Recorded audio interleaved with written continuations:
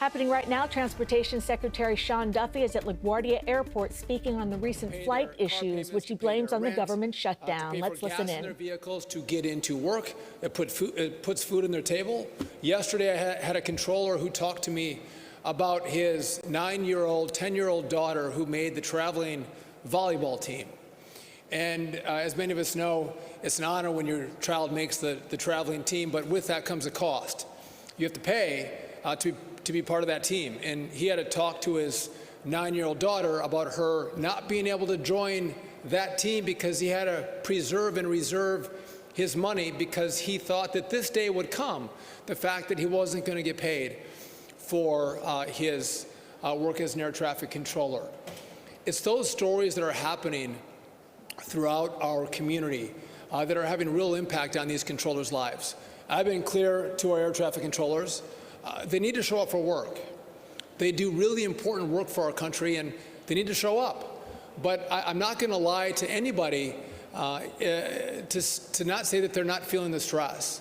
The fact that they are working, and oftentimes they are head of households. They're the only income earners in their homes, and they have families, and the fact that they're having a hard time paying their bills. And this is day one. And day 2 gets harder. Day 3 is harder after that as expenses continue to roll. Many of our controllers can make it without this first paycheck. They've been in the job for 10, 15, 20 years. They've planned for days like this. But we have a lot of new controllers who are still in training, that aren't at a high level in income, and they can't handle what's happening to them today. Those are the very people who have now looked for side jobs. You've heard the stories of controllers working at an Uber or a DoorDash, a controller who might go to a food bank to help make ends meet from this point to the point where they're going to get that paycheck. But I'll tell you this, almost every controller can't make it 2 paychecks. They can't make it without 2 paychecks. And so I think the message is clear. And I appreciate Nick and the controllers. They've sent a message: open up the government, end the shutdown. Figure out how you guys can negotiate. Have a conversation, but pay us in the interim. Make sure we get paid for the work that we provide to the American people. I'll just note that in the Senate, a bill came up that said, okay, let the shutdown continue, but there's critical staff, critical workforce that come into work every single day, like air traffic controllers. Those workers who are coming to work, let's have a bill that pays them for the work they do. And Democrats said no to that. So I think we're getting to the point of extremism, and it does beg the question for me, again, what are the Democrats fighting for? Let's fight for America. Let's not fight for health care for illegal immigrants, illegal aliens. I think that's a wrong approach. And listen, I spent almost 10 years in Congress. There are political differences. Those political differences are very real. And the way you resolve those differences is not taking hostages. It's actually opening up the government and having a conversation. What can we work out? What compromises can we make? But in shutdowns, there's no room for compromise. And so I think that message has been clear. Controllers and those other critical employees need our government to be open, and they need to be paid. I want to say one other thing, just because I'll get a question about this. Oftentimes I'm asked, is the airspace safe? Is it safe to fly? And I would tell you that yes, it's as safe today as it was 2 months ago. It's safe because we have great men and women who run our facilities that if they don't have the right staffing levels, or if there's distractions in towers, they will slow down the landings and departures in different airports across the country. And what that means for the American people is that means more delays, or that means more cancellations. We want you to travel on time. We want your flight to depart when scheduled and land when scheduled. We want that to happen. But the number one priority of the men and women who are with me here, or all men, no women, all men are with me today, but also the women in the towers, is they want you to be safe. And so if we have issues, we will slow it down. we will stop it. And so I don't want anyone to think that it's not safe. It's just that you may not be traveling on the schedule that you anticipated because of this government shutdown. And so, again, I couldn't be more honored to be here, who's become a very good friend, Nick Daniels, the president of NATCA. We work very closely together. We don't always see eye to eye on every issue, but there's a lot of issues that we agree on, and we work really well together. And before I give it to Nick, I just want to say one last thing. I'm grateful for our controllers.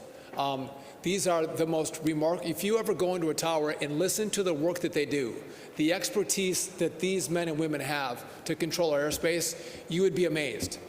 We are lucky to have them. We have the safest airspace in the world, not because of the antiquated equipment that we have that runs our system. It's because we have the best air traffic controllers, the best trained, the smartest people in our airspace controlling it, and we're blessed to have them. That kind of work, that kind of dedication, that kind of expertise deserves a paycheck. And with that, I'll turn it over to the NACA president, Nick Daniels. Thank you, sir. Thank you. I am the president of the National Air Traffic Controllers Association, Nick Daniels. And I proudly stand here, but at the same time, I'm here to tell the story. I normally have prepared remarks for you today, but today isn't a day for prepared remarks. Today's a day to speak on behalf of the men and women, as the Secretary just said, that go in and day out and do the job of unsung heroes. They keep America safe. They keep America moving. But today, an air traffic controller showed up at their facility to see $0 in their paycheck. That air traffic controller just moved hundreds of miles from Oklahoma City after passing a grueling 4 months at Oklahoma City Academy, is at the lowest end of our pay scale, and has shown up to a job that pays them $0. They're trying to move in. They're trying to get set up on just even having a place of being able to put up for rent. And guess what's due in a few days? Rent for everybody. It's not the gas that they have to put in the car, the food that they have to put on the table. It's the stress that they now wear. This job is stressful enough. We go to work day in and day out and make thousands of decisions. We do it 5 days a week. Most of us actually do it 6. 5's hard enough, and we do it 6 and 10 hours a day. And now you add in the fact that we had a partial paycheck already, and we missed a full paycheck today. America's air traffic controllers are now having to focus on how do they put gas in the car, how do they take care of their children, how do they pay for child care. And as the Secretary said, that makes the system less safe. And then the only way to make it safe is to reduce the number of aircraft in it. Day in and day out, air traffic controllers have to have 100% of focus, 100% of the time. And I'm watching air traffic controllers go into work. I'm getting the stories. They're worried about paying for medicine for their daughter.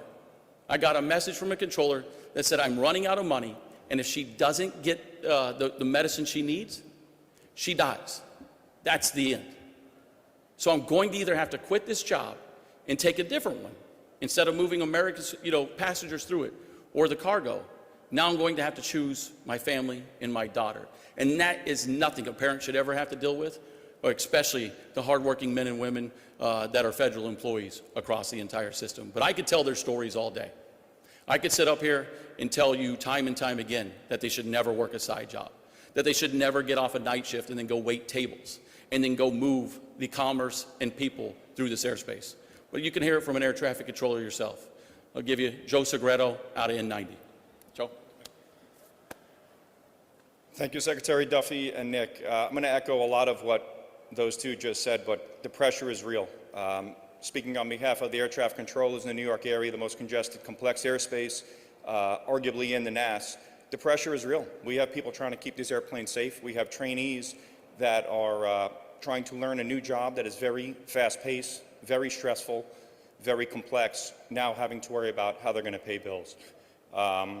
Just a story that happened to me yesterday. Somebody came to me and said, Joe, I have a question for you. I said, what's that? I need your advice. What am I to do? Do I put gas in my car? Do I put food on the table? My wife is out making money. We don't have money for daycare. What do I do? I didn't have the answers. I said, I will find out some, resolve for you, but as of right now, I don't know what to tell you, but these are the real problems that air traffic controllers are dealing with on a daily basis. Thank you. And as you heard it, day in and day out, that's now the life of an air traffic controller. The people tasked with making the impossible possible are having it made impossible by not paying them again. So the message is simple. In the shutdown today, there is no excuse that these hardworking men and women are showing up to do this job and to not ever know when they're going to get paid again. So we need America's help, we need you to stand up, and we need you to say, enough is enough in this shutdown and ensure that we can move this forward, because we do not want to be up here telling you the sad stories. We want to be up here telling you how we're moving this system forward, how we're bringing in more air traffic controllers than ever, how we're modernizing this system to serve the American people. So again, I cannot stress enough, if you want to take action, contact your congressional representative and tell them in the shutdown today. So we'll take your questions in just a second. I want to give you a few stats. This year, on average, the delays that are associated with staffing triggers with air traffic controllers is 5%. On Sunday, 44% of the delays were because of staffing shortages. Yesterday, that number was 24%. So we're seeing, the numbers move day by day in its location to location. We saw in the last couple of days, LAX. We saw Atlanta. We've seen other airports as well. So we are seeing those problems as we continue to evaluate the airspace. One last point before I open up to your questions is, you do know that we have a shortage of air traffic controllers. We're about 2,000 to 3,000 controllers short. And we have a strategy together that we've worked on that is going to, I've used the term supercharged, but we are going to bring more of the best and brightest minds in America into our academy to get them through the academy, to get them into towers, to get them certified and trained up. And the problem we're now seeing is we have young people in the academy that they actually get a stipend. We pay them a small amount of money so they can go to school and they can make ends meet. That money's about to run out. And we're seeing several of our students drop out of the academy. So instead of going in the right direction where you want me to bring you more air traffic controllers so they have less stress and pressure on them because they have more resources available, human resources available to them, this shutdown is making it harder for me to do the work that, this is bipartisan work. Everybody wants this done. There's no one who disagrees with what we're trying to do here, but the shutdown is making it more difficult for me to accomplish those goals. And it's not just the government opens up and I'm able to put it all back together. This has months-long effects on our ability to fill that pipeline and get more young people into academies and become professional air traffic controllers. So I want to let you know that, again, even where we're at today, you open it back up and you've created some longer-term problems for me to make sure I deliver for what I promised to all of you, which is more air traffic controllers. With that, we're happy to take any of the questions you may have for us. Yes.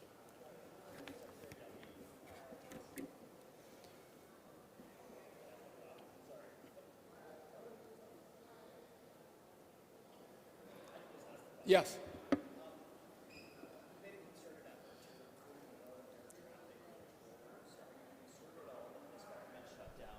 Air traffic controllers working without pay could deter those efforts to recruit people, and what are you telling people who you're trying to recruit? So our instructors at the academy, they're not being paid. And the fact that our controllers in the academy may lose their stipend, we tried to plan for this. We tried to preserve as much money as possible. We have about a week left of dollars. But yeah, no, I'm very concerned about what this does for our pipeline. The president has said, and I agree with President Trump, like we have here, I want the best and the brightest. I want the smartest people to come in and control our airspace. And if you see that you pick a career where you may not be paid for a partial payment one paycheck, the next paycheck you're not paid, and maybe a third, that'll make you rethink, do I want to go into this profession? Not only that, when we have new controllers that are being trained up, they don't make a lot of money. It's a base pay that they get, and they're having a hard time making ends meet on the pay itself, you take that minimal pay away, and they throw their hands up. They don't know how they're going to navigate it. So this truly can drive people, and we've seen a few times that it has. It drives people out of a profession where we're trying to build more numbers as opposed to the shutdown taking numbers away from us. Yes? If you just want to yell it at me, I don't know. Hi, quick question.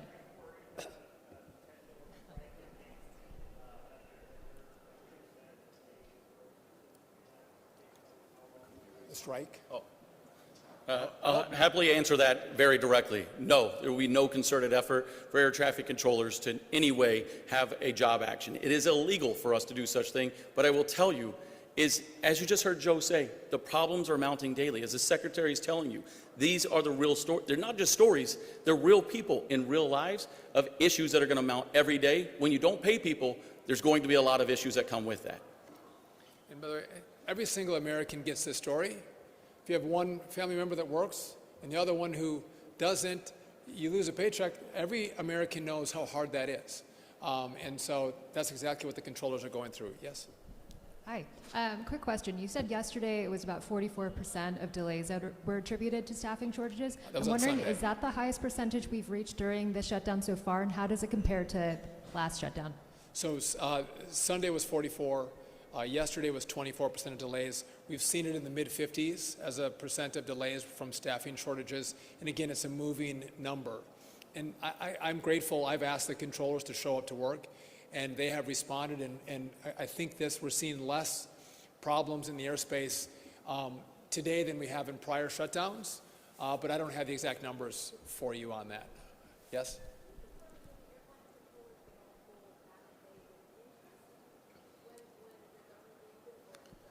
So this is a conversation that the Congress will have. Traditionally, they get their back pay not with interest. And there'll be probably a debate after the government opens, hopefully sooner rather than later. Those who have come to work will be paid. There's been a conversation. If you've been furloughed for the last 26 days, is there pay that comes to those who've been furloughed? And I left Congress, so I can't tell you what they're going to do, but that's a debate they'll have. So again, so the New York area airports, we have seen staffing shortages, probably more at N90 than in our towers. But yeah, no, we've seen staffing shortages for sure. It's resulted in delays. I wouldn't tell you significant. New York has not been like LA or Atlanta, where we've had more significant delays. Yes?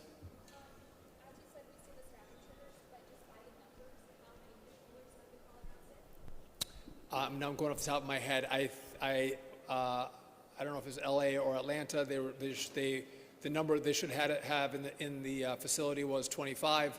11 called in sick. And when that happens, again, we will slow the rates down, and that's where you'll get the delays. We can provide you more information in regard to what the numbers are in each facility. But again, our number one priority is safety, making sure that we don't have any incidents on our runways or in our skies. Anybody else? Yes?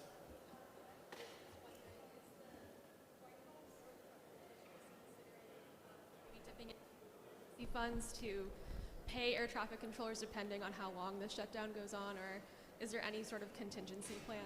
So the question is there contingency plans to pay air traffic controllers? So I've looked at the FAA budget to see if we could find resources to pay our controllers, and it becomes really challenging in a shutdown to make that happen. You saw a donor gave, $130 million to pay our military men and women. There's not a lot of leeway that we have to get people paid. The answer is open up the government, or Senate Democrats vote for the bill that pays the men and women who have to come to work every single day to keep America operational. Really simple solutions. I get there's differences in priorities and policies, but negotiate that when the government is open. Don't hold America hostage. Don't hold our skies hostage. And that's what's happening right now. And again, this is the second longest shutdown that we've seen. It would be great if Democrats would see this and vote to open, and then it's a vote to negotiate.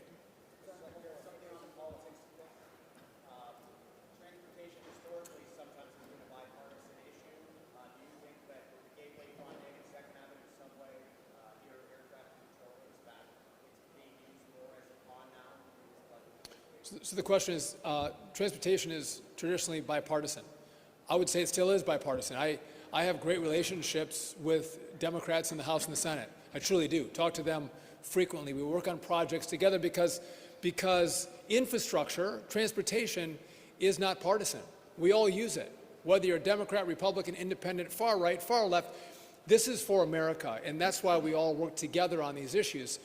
You mentioned Gateway and 2nd Avenue, so specifically here to New York, we've telegraphed that we have concerns about how contracts are given for disadvantaged businesses, all in favor of disadvantaged businesses getting a piece of the pie in some of the work that we do.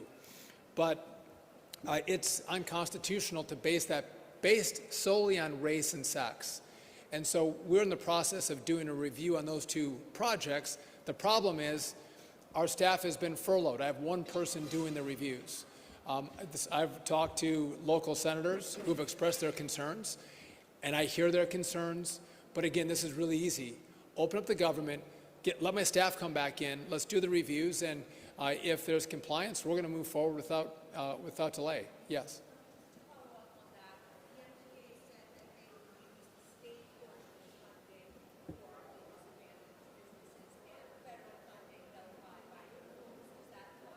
We'll see. I want to look at the proposals.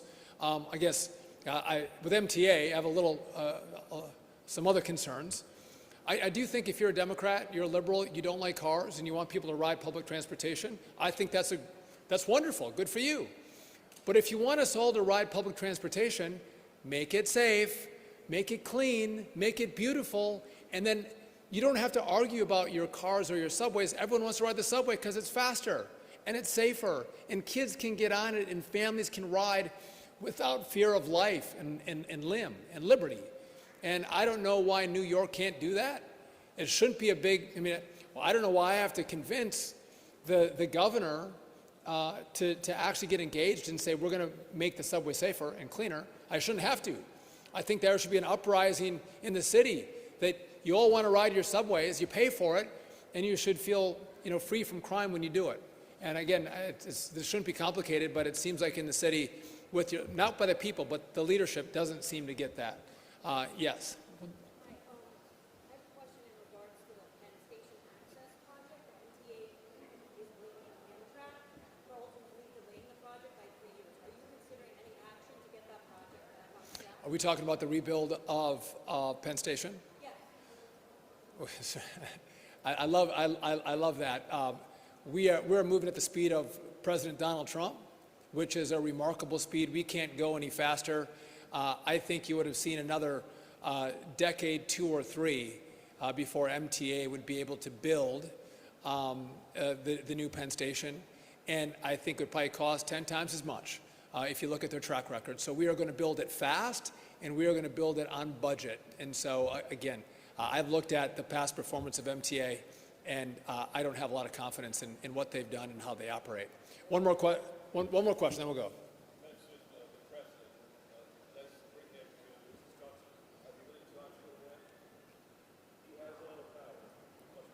So the question is, President Trump, he has a lot of power. He does. And you know President Trump very well in this media group. He loves to cut deals. He loves to negotiate. The problem is we have nothing to negotiate with. Republicans offered a clean CR, meaning the funding from September 30th should be the very same as October 1st. No changes, no modifications, no leverage points. It's Democrats who've now said, I want to shut the government down because I want to use this leverage, this shutdown, the pain of these controllers to get what I want. So they're the only ones who put in additional requirements to open the government back up. It's Republicans alone who've said, make it clean. Open it back up, and then let's negotiate. If Democrats have priorities they want to discuss, do it when the government's open. But there's nothing we have to negotiate with because it was a clean CR.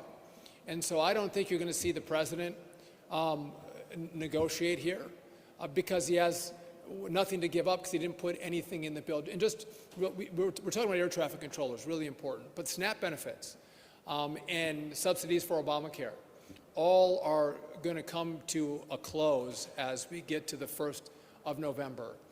and real pain is going to be inflicted on the American people. And I think that's a decision that Democrats are going to have to grapple with. How much pain are they willing to inflict? Think back when Barack Obama had the shutdown. He wanted to make it as painful as possible. So think back to D.C. Many of you covered this story. We had open-air monuments and memorials. He put gates around the open-air monuments and memorials to make it more painful on a World War II vet or a Vietnam vet that came to see their memorials. He wanted it to be painful. President Trump has done all he can to alleviate the pain on the American people. And I thank him for that. And it shows that he cares about the American people. He doesn't want to see them go through pain of a shutdown. But the reality is there's not much we can do when Democrats want to put the interests of illegal immigrants and their health care over the American people. There's not a lot of room to negotiate. And by the way, I think if you polled this, Americans would say, put Americans first. Put us first. Put our air travel first. Put our great military first. And if you want to negotiate on health care, have that conversation when the government is open. I want to thank you all for coming out. I do again want to thank our great air traffic controllers. They don't probably have them on, but I know they wear American lapel pins on their chest. They're patriots. I'm grateful for their service. And again, I would urge the Democrats to open the government back up, stop holding us hostage, and pay these great men and women. Thank you.